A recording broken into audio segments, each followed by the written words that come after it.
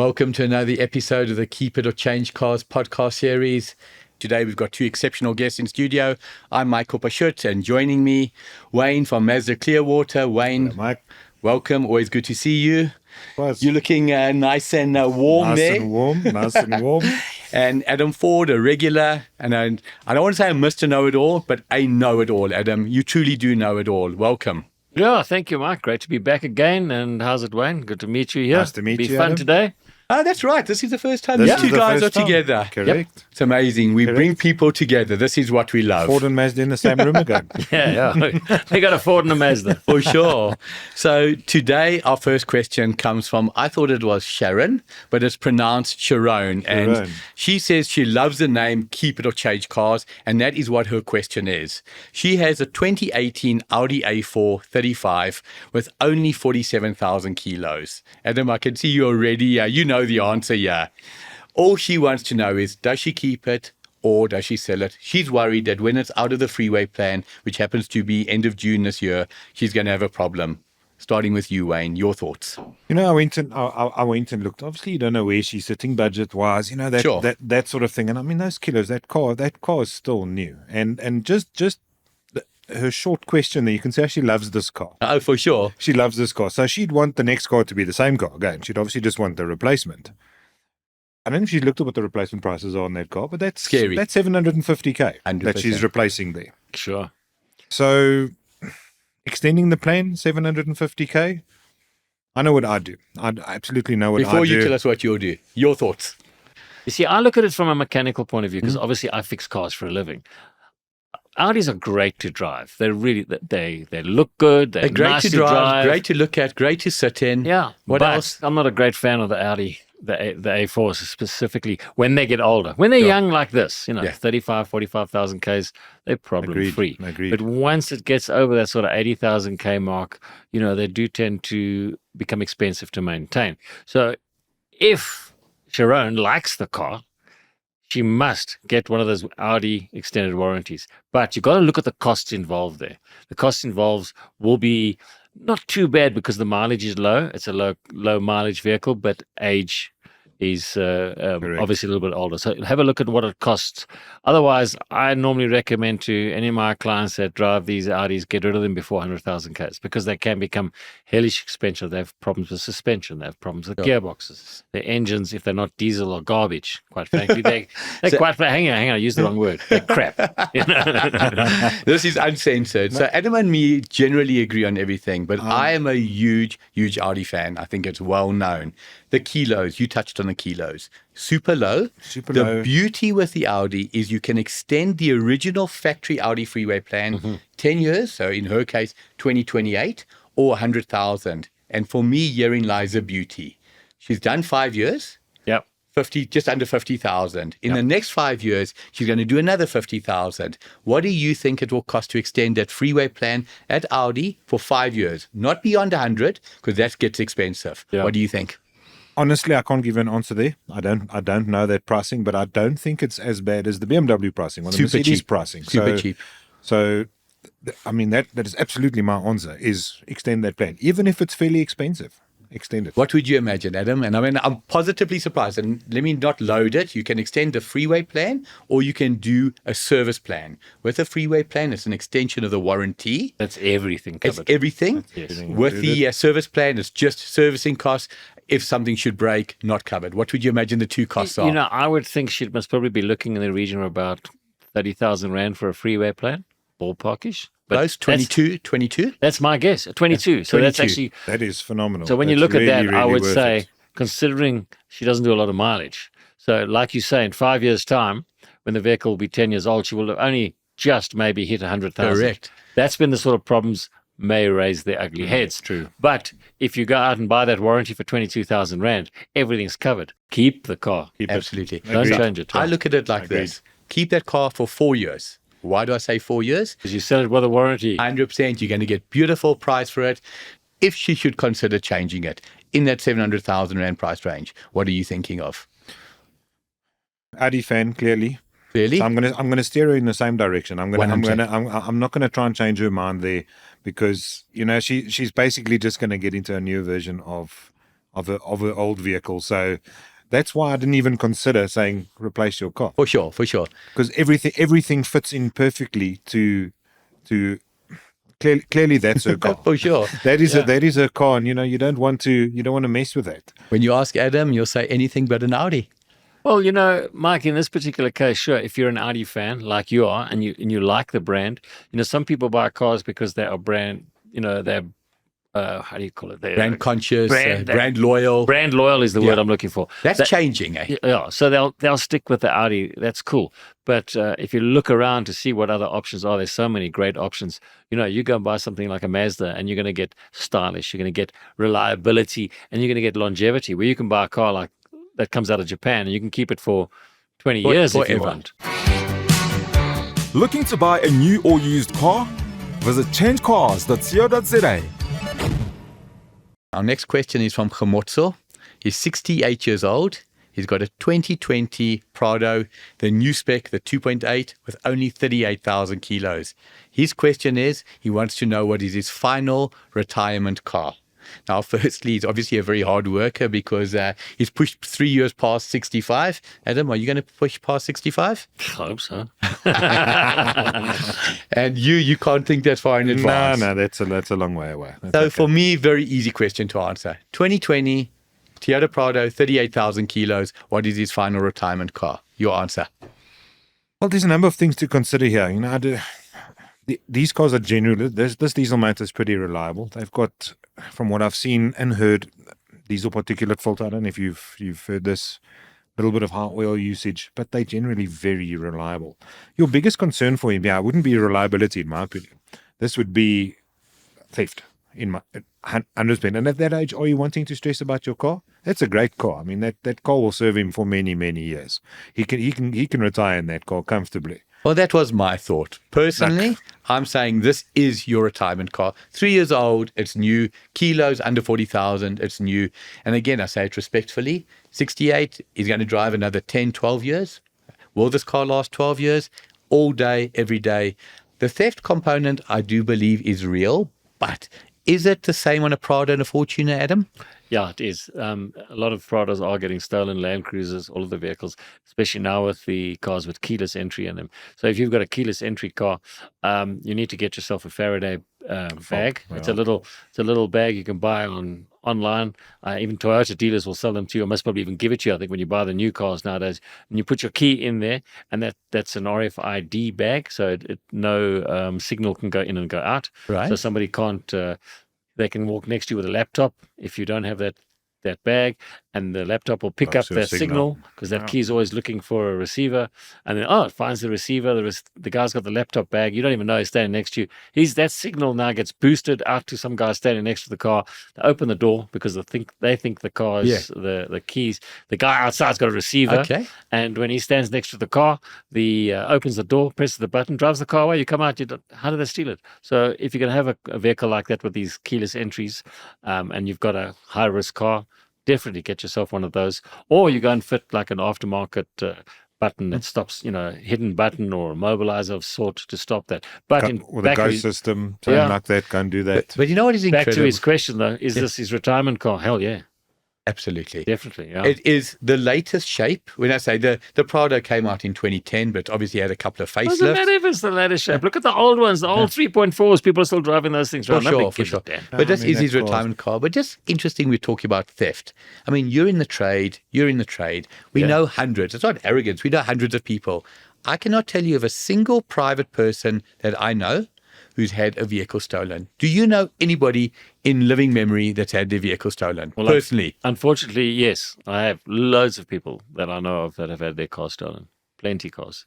I'm mixing a different world, clearly. Please tell me I'm not alone. Yourself? No, well, you can call it private. It wasn't a Prado, but it was a Fortuner, stolen while I was getting roadworthy. Right outside of Is business. that what So roadworthy centres have come to? Yes, cars pass, we'll take it. they sat with their keys in their hand. That car was gone in 5 minutes, standing in front of their building. So that could have been you taking your Fortuner. Of course. Change of ownership quickly, getting a roadworthy done. So yes, and I've had a lot of clients come to want a replacement car. And it's unfortunately one of those things. I've just recently done a deal with a client. They bought two cars from me actually, but he's got a 21 Prado, and he's almost too scared to drive it. That is crazy. He is too scared to drive it. He's got the ghost system in there. He refuses to put a tracking system in. Absolutely refuses, but he's got that ghost system. But he is petrified That's crazy. to take that car out. Yeah. I mean, his car's got hardly got kilos on it, but he'll take it here and there, and then he's scared. He bought a Suzuki Ignis to drive around it. That is crazy. But something interesting for Gemotso that I think we need to touch on. Here's a 3-year-old car, low kilos. Why is he thinking that this car will not last 10, 12, 15 years? That for me is intriguing. What has given him the impression? Has he had bad experiences with a Toyota? Has he had other people who've said a Prado won't last? What would you put Has it down the to? theft thing come in through conversation somewhere? You know, you must probably find, you see, here we are car guys. We all know how good these cars are. Maybe he's just the guy that looked and saw, oh, that looks pretty. I like Toyota. I'll buy one. And he may not even know how to open the bonnet and That's check the also oil. true. So not everybody understands this. So he looks at it as, is this a good car? Is it going to last a long time? And the simple answer to that is definitely. 100%. Definitely. Correct. So you and me have often had a debate, and I've had a debate with many people. Mileage or kilometers, what hurts a car? It's not age. A car that's got 12 years, 13, 14 years on it, serviced annually with 60, 70,000 Ks. That's not an old car. No. I'm saying it's old in terms of years, but that car Correct. would still feel like new. Correct. You know, the thing with Prados, particularly Prados, is that it doesn't matter the mileage. You can have don't age. 500,000 kilometers on that vehicle. There is somebody there that will give you fairly good money for that.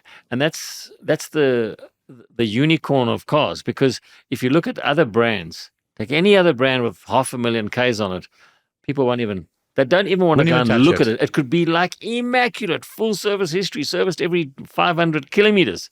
I'm not interested.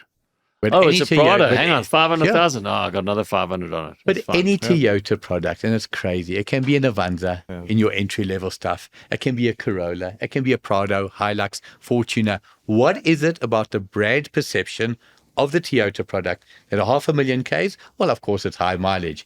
I can still buy it. What do you put that down to? Because there's no other brand that's got that. Well, you and I will both disagree on that. There's no other brand that's got that. Both of us will. We'll go into that now. But Toyota's built their reputation on, especially their older motors. I mean, and they were incredibly capable. Simple design, and that I think is half the secret. Yeah. Quality building, and it's actually simple. The overcomplicate. Their newer cars aren't as reliable as their older cars. I'm also hearing that. Are you finding that as well, Adam, that the newer stuff is not got quite the reliability? I'm not really seeing, obviously the newer stuff hasn't really come into our workshops yet because they come out with warranties and that. So when the warranties Sure. are finished, they start to come in. But I still think Toyota, not only Toyota, any Japanese brand, they make good, reliable cars. I think it's the mindset of the Japanese people. But in terms of South Africa, you know, Toyota have always sold big numbers here. If it was Corollas or Hiluxes and that. So you get millions of people driving these cars who all have good experiences of it. You know, you take Mercedes, they sell a lot of cars, but if you get one or two unreliable cars, the word gets around, it can be unreliable Correct. and expensive to fix. Correct. The thing with Toyota is that wherever you go in the country, you want a set of brake pads. You can be in the middle of the Transkei. I want a set of brake pads for my Hilux. Available. The local Correct. spare shop has got it. You go in there with some other brand and say, I'm looking for a set of brake pads. No, we don't keep those because they didn't sell enough for them. And I think that's the big thing is so many people have been driving these cars for so long. And if you take, for argument's sake, take a corporate company, they have a driver who drives the Hilux bucky around to do deliveries. It's now 20 years old. Company decides to get a new one. Who gets it? The driver decides, no, he wants the vehicle. Everybody's He takes fighting it. for that car. Everybody's Correct. fine. So he gets the vehicle. And also because they, like Wayne says, they're simple. They're easy to fix. So even if you're not a qualified technician, You can do it. Pitt or Bob or Philemon can fix it. Correct. And that's the important thing. The beauty is their simplicity, actually. For sure. But no more simplicity. Now we're talking top end. For me, the next question is the absolute pick of the week. Want SA's leading insurance? Visit changecars.co.za and click on the Discovery logo. This is where I like to play. Neil has given us a question that I just love. Lovely question. Absolutely. I mean, you can see even the question. smile on your face. Yeah, it's a He's got lovely R1 million question, eh? budget. He wants something that will talk to him, but he doesn't want it to have that in your face if you attitude. Around R1 million. not limited to R1,000,000, but there or thereabouts. Must have strong performance. Doesn't have to have stonking performance. For me, there's only one car. The proviso, he says as well, the positive is it doesn't have to be a 2 or 4 seater. Can be either. One two-door. There's only one car for me that I'm going with here. Sure, there's actually this is such and once again such a nice price range. It's like there's in there, and I mean he didn't indicate on the new side he's not going. He doesn't have a lot of choices there price range wise. If you look at it, I mean we're going to go and revert to the Mustang. You can get a new one for that price. I mean I'm going to have to disqualify you there. I know you. I'm not even. No, I'm not. It's not as though I'm a Mustang fan. Yeah, but new pricing. That's where he's going to go. That's what you're going to get. You're going to get 313 kilowatts. You're going to get your whole thing there. But if you just look a little bit older, and from what I gather from Neil here, he looks like a distinguished sort of guy. He doesn't just want the Mustang wouldn't work for him. Absolutely wouldn't work for him. That doesn't sound like. You mean he hasn't got tattoos and a bulldog? Correct. It doesn't say in Springs. or 2 bulldogs. That's why he doesn't need 4 seats. So I would look at, I mean, you get Astons, the Vantage, 2014, 2015 in that price range. A car that I could not recommend, and I'll tell you why. And I'm sorry, I'm not like shouting you down. What would you have said? Because for me, there's only one choice in this, and I am smitten with this car. You'll be able to relate. Come on. Audi R8. No, sir. Oh, because I know you drive one. Of course. So then you must probably be talking about Porsches. Absolutely. Porsche. Boxster. 100% you Porsche, can get Boxster. You can get that 2014. Newer. 16, 17, 18, 30, 40,000 kilos with the newer ones with the 4-cylinder engine. Now, yes. I was very anti when they came out with a 4-cylinder turbo. I just thought it's everything that literally a Porsche isn't. A Porsche should be air-cooled, flat engine, whatever it may be. And now they come with a 4-cylinder turbo. It's technology. 2 liter. 2-liter turbos are insane. massive, I understand yeah. why everyone's going with them. Just the nomenclature, Porsche Boxster S tells you all you need to know, and it is turbo. Have you driven one, Adam? You've got a 2003. I got a 2000 Boxster. And that is already a beautiful machine. Yeah. And in 15 years in the industry, technology moves on. So as nice as that car is, and it is nice. I mean, the new Boxster just blow mine away. You know, Absolutely. that's how technology, but I mean, it's 23 years old. We understand it. But I must say, I like the design of the Porsche. Oh. The I mean, you can't go wrong with that. Yeah, Absolutely not. the looks of it. Absolutely not. What it comes with, you know, the performance of the vehicle. It is really, really, really good. So it's well recorded. I have an exceptional relationship with Porsche centers across South Africa, but that's not the reason. I call a spade a spade. You'll buy a 2016. How many year maintenance plan will you get with that included in the price if you buy it from a Porsche center? What is it, 3 years or 5 years? Minimum 2 years. 2 years. And that age, possibly they'll go up to 3. And even if you pay for the 3rd year, just have that peace of mind. I've got a 6, 7, 8-year-old car, but that feels and looks brand new. I drove one the other day, and that's why I'm so smitten. Now, we spoke about the Aston Martin Vantage, a car that I've never in my life been more underwhelmed. If I say to you, disappointed would be the understatement. I'm sorry, does it look good? Absolutely. Has it got brand cachet? Absolutely. What is the thing that stand out for you negative about the Aston Martin? Build quality. 100%. 100%. The leather, it's like they use cows that wanted to die. They were, I'm saying it was like they volunteered their leather. The most terrible leather. I don't think it's Connolly. They often use the term Connolly leather in Britain. This is rubbish leather. I think the problem with Aston Martin from that sort of era is the fact that it was in financial difficulty. Correct. And so everything was done on a budget. When you get into a Vantage and it's got Ford Fiesta indicator stalks and the keys from a Focus and things like that, you know, that can be a bit disappointing. I mean, I've driven the V8. I drove the V12, the Vantage V12, which was incredible. It went like stink. But I mean, the inside of it was like, that's exactly. It's just dated. It's a horrible car. So it's interesting. The moment you spoke about it, and like I said, I'm not trying to jump on the bandwagon. No, 100%. I often talk about unfinished business. So I love the R8. But an Aston Martin and a Maserati are 2 cars that I would still love one day to own. And you go from A to M. So I drove an Aston Martin Vantage, 2014, it was the S, 40,000 kilos. My expectations of this car were enormous. 40,000 k's of mileage. Yeah, you would this think. car felt tired. We put the roof up, the wind noise, the seatbelt was rattling here. I was just massively disappointed. Yeah. So I've learned something there as well. That's why we have you in here, Wayne. That's why I've learned something as well. But Neil strikes me as a different, off the beaten path type of guy. Correct. That's how I read that question. Absolutely. Let me throw another one at you guys. Audi fan. TTRS. Oh yes.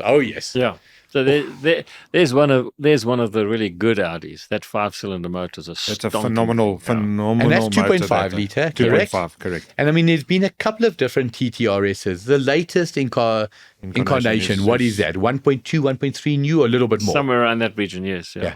But is that a stonking car? That would be what? Sub 4.5? Yeah, 200? that Yeah, yes. yeah. No, that's that. Those are that's. I that don't know why you 5-cylinder. guys are dissing the Mustang though.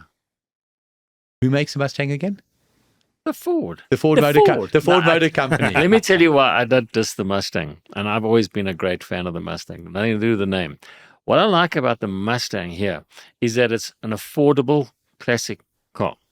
You know, if you bought a Mustang today, or you bought it 5 years ago when they first came out, whenever it was 3-5 years ago, they are still, when you look at them on the road, they're still cool cars. I know that there's the kind of people that drive them is a bit strange, but Sure.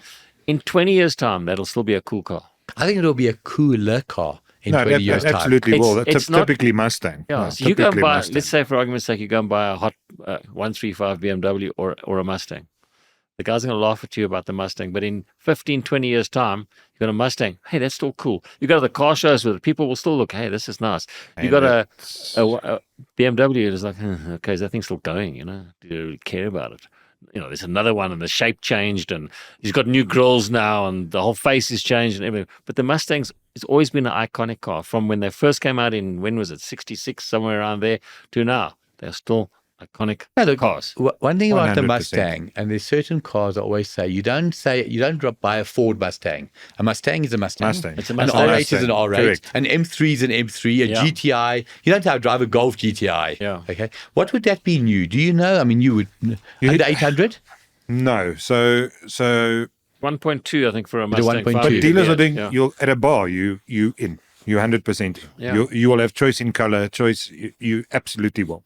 At a bar, you sitting safely there. That's why I said earlier. New. He can go brand new. At a bar, he can go brand new Mustang. And funny enough, I mean, I've driven them, both the 2.3s and the 5-litre V8s and the convertibles and the hot tops. They are cool cars to drive.